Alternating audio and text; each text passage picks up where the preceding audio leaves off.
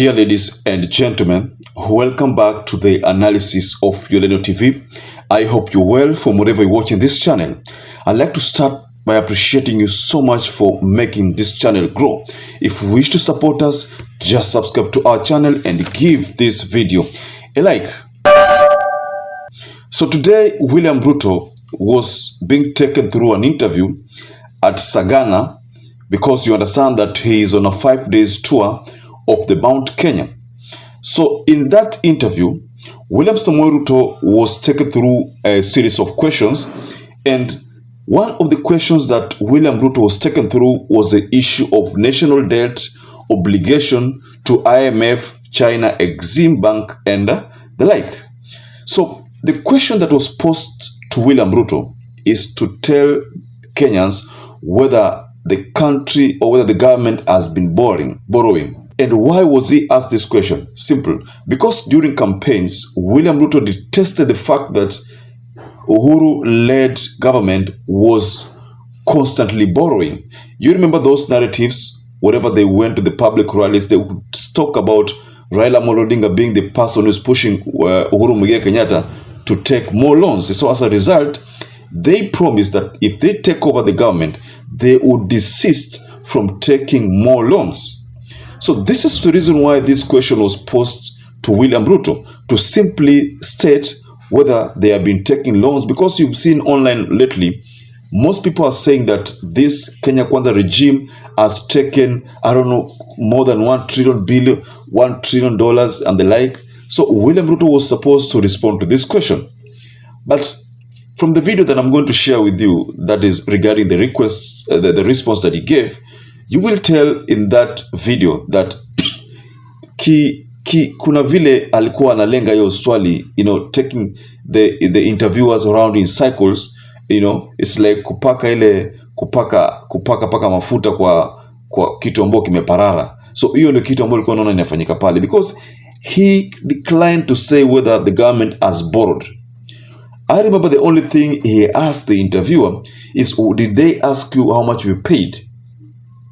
Of course, the question here was to try to find out if at all they have borrowed, and if at all they borrowed, how much have they borrowed? Because the online has been talking, because online has been exposing a lot of things. So the question here was intended to get facts from William Ruto on the number or the amount of money that has been borrowed, because people have been saying that this Kenya Kwanza regime is on a borrowing spree. So, but the question here, he could not answer the question. So as a result, and from this video that I will share, it's close to a 6-minute video, but it's concerning the interview. So from that video, you will realize that hakuna jibu.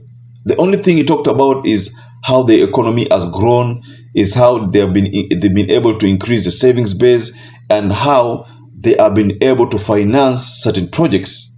But as to whether they have borrowed or they intend to borrow, that question was not answered. So I want to share with you this video, ladies and gentlemen, and then I will share with you a certain clip of last year where William Ruto promised, especially, in fact, Mudavadi, that person who was a spokesperson there, who said hatuta borrow, but the only problem is that they are borrowing. And in his explanation, there was also the issue of IMF and World Bank, that IMF and World Bank have praised the economy of the strategies on how William Ruto is addressing the issue of economy and the issue of taxation. The World Bank and IMF has praised. Mind you, there's a time back there when I talked about IMF that anytime unapata IMF in a praise ichi, wananchi mpaka waumie. So let me share this video with you so that you can get to understand what Ruto said. Rais, kuna umetaja jambo kuhusu then the national debt obligation to the IMF, the World Bank, China Exim Bank, and other monetary institutions kama Eurobond. Sasa labda unaweza kutuambia kiwango hiki ndicho tutalipa IMF, World Bank and Chinese ili Wakenya waelewe zaidi, kwa sababu wewe ulipokuja katika uongozi ulisema wewe hutakopa, ndivyo ulisema. kuliko utawala uliopita. Lakini fununu hapa tu, tunasikiza watu wanasema hapana, rais tangu atoa utawala tangu mwaka jana amekopa zaidi ya trilioni 1 na bilioni 300. Labda uko na nafasi na wamekuambia ile nimelipa. Hapana, sasa uko hapa utobia. Kwa sababu hawajui. Sasa na kwa sababu kopa labda unaweza. Wacha nikueleze hivi bwana Waihura. Mimi niliwaambia Wakenya ya kwamba tutakuwa waadilifu, tutakuwa na makini katika mambo yetu ya uchumi, na kama kuna decision moja ambayo nilifanya ambaye leo mimi nafurahia kama rais wa Kenya, ni kwamba niko na watu ambao nimewaweka katika ofisi yangu ambayo kazi yao ni moja. Karibu watu 8, kazi yao ni moja, kufikiria mambo ya uchumi. They are called economic advisors. Kupanga tu hii uchumi, kupima hii uchumi tutaifanya namna gani, kwa sababu tukikosa hesabu ya uchumi hii ingine yote itakuwa bure. Unanielewa? So hapo kwa uchumi ndio tumeipangia, na mimi I am very proud. Ndio mimi nakwambia the economy of Kenya is on sound footing today because we have made the right decisions. Na hata ukiona for the first time World Bank wametoa report, wanasema we support Kenya. IMF wametoa report kwamba Kenya is doing the right thing. Kawaida wanga kuona mabishano, World Bank wanatusukuma, sijui IMF wanatusukuma. No, this time round we are aligned because we are making the right decisions. That's number one. And why are they saying we are making the right decision? Wanasema hivyo kwa nini? Kwa sababu mimi mwenyewe ndio niliamua kwamba hii serikali haitakuwa serikali ya kukopa kiholela. Huwezi kusema you cannot borrow because that's not possible. Lakini huwezi kuomba pesa ndio unasikia nimepunguza ile pesa tunakopa from 1.1 trillion to 700 million. Because we have gaps. Na pole pole, nimereduce kwa wale ambao wanaelewa. Wakati nimechukua usukani tulikuwa 6.5% fiscal deficit. Mwaka huu tumeiteremsha chini mpaka 4.4%. Nataka inisukume mwaka ujao mpaka ifike 3.6 or thereabout. Nia yangu ni kwamba itafika siku, God willing, before the next 10 years we will be at zero. Tutakuwa tuna mambo yetu tuna balance, hakuna maneno ya kwenda kukopana. Umeniuliza jambo la kusema ya kwamba iko China, iko World Bank, iko IMF. Mimi nataka nikwambie bwana Waihura,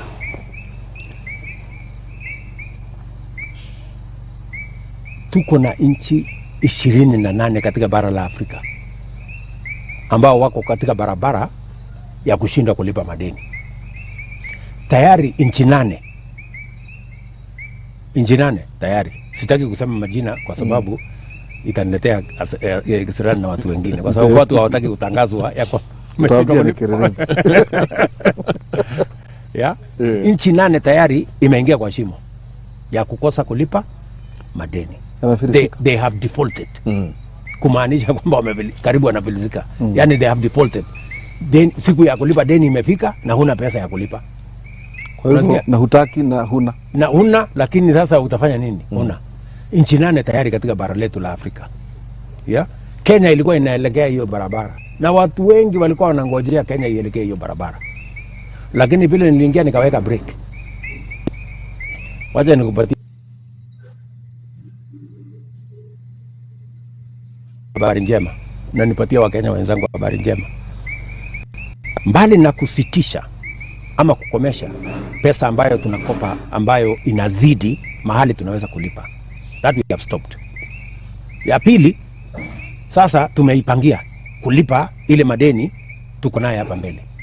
Tutuambia ni idadi gani? Tuko na Eurobond 2 trillion, $2 billion. Is it maturing? It's maturing in September, in June next year. Sasa kama wewe ni mtu wa kufuata mtandao na habari, sisi tumeketi chini, niko na mungwana anaitwa Profesa Ndungu ambaye ni waziri wangu wa pesa. Mtu amesoma profesa, si mtu wa hivi. Na niko na wale economic advisors. Na mimi mwenyewe daktari naelewa maneno. So tumeketi chini tukaipangia, tukasema okay, tumesimamisha hii mambo ya kukopa right and center. Tumeleta fiscal deficit imefika 4.4%. Lakini sasa bado iko hii Eurobond. Lazima tuipangie. Inakuja. Na watu wengi wanangojea. Kuna watu wengine ambao ni tools ya colonialist, wanaitwa credit rating agencies. Kila wakati wanasema hii pengine Kenya itashindwa. Pengine Kenya itashindwa. Pengine So tumepanga. Juzi wamesikia ya kwamba tumesema tunataka kungoja mpaka ifike June. Tunataka kulipa hii madeni mapema. You buy back. Tumesema we want to buy this. Tunataka kulipa mapema. Kwa sababu unajua Njenga. Sisi tulikopa hii deni na 6.7% interest. Sasa hii karibu 12. Hawa watu wa credit rating wanataka kusukuma iende 15. Unaona vile wanataka kutuumiza? Ni maradufu. Yaani ipande So tumeipangia. Tunasema hii deni wacha tuipange. Metafuta marafiki, tumefanya. Watu wa Kenya wananiuliza, wewe umeenda sijui Germany, sijui ulienda wapi, sijui unaenda kufanya nini? Kwani mimi nitatangaza kila siku ile kitu mimi naenda kufanya? Si lazima nipange mambo ya nchi. So tumepata marafiki, tumepanga vizuri vile tutalipa hii deni. Sasa last week wamesikia kwamba tuko na mpango ya kulipa hii deni mapema kabla haijafika mwezi wa 6 mwaka ujao. Wakaanza nduru. Mbona Kenya inataka kulipa deni na haijafika siku? Mbona? Sasa nikuulize wewe Waihura. Sasa mtu akitaka kulipa deni yake kama haijafika siku, how is it a problem? Si analipa tu. Ndio. Walikuwa wanataka mgoje. Wanataka tungoje wakidhania ya kwamba tuta default. Na kama mka default, si ndio unajua pesa yao ile wanapata interest ndio inapanda juu. Unaona sasa? Wanaweza kunadi nchi. Hawawezi kunadi lakini watatuweka mahali pabaya. So mpaka niliona watu wa APRM wa Afrika wamewapigia makelele wakamwambia nyinyi kwendeni. Kwani mtu akitaka kulipa deni yake mbona nyinyi mnalalamika? Na unajua shida ya hawa watu, unajua tukilipa deni mapema tunalipa na interest ya chini. Hata hiyo 12% haiwezi fika. Tunaweza kunegotiate tulipe na 8%. Hawataki, wanataka tulipe na 15%. Sasa wewe Waihura, sasa kama wewe uko na mpango ya kulipa deni yako mapema kwa interest ya chini, iko makosa. Rais nikuulize. So, Bona mkiwa na brother kwa hiyo maneno, hii mawazo ulikuwa umekalia tu hapa na hapana, sikukalia. Najua rafiki yangu Uhuru. Yes, umesikia? That is what he said. Did you get any answer regarding whether they are borrowed or they have not borrowed? Did you? Can you tell me below the comment section there whether you heard that part? I was keenly waiting to hear whether how much they are borrowed, but he was very smart. He did not want to disclose that part. So I think he was a bit, calculated, knowing that these interviewers wanajaribu kuni fix. So that's why he could not answer that question directly. So ladies and gentlemen, allow me to wind up there, but I'd like to urge you kindly to subscribe to this channel if you've not subscribed before. Also, you can give this video a like. You can hit the notification bell so that every time I upload any video, you will always become the first person to get notified. Now, ladies and gentlemen, stay safe, stay blessed until we catch up again in our next analysis.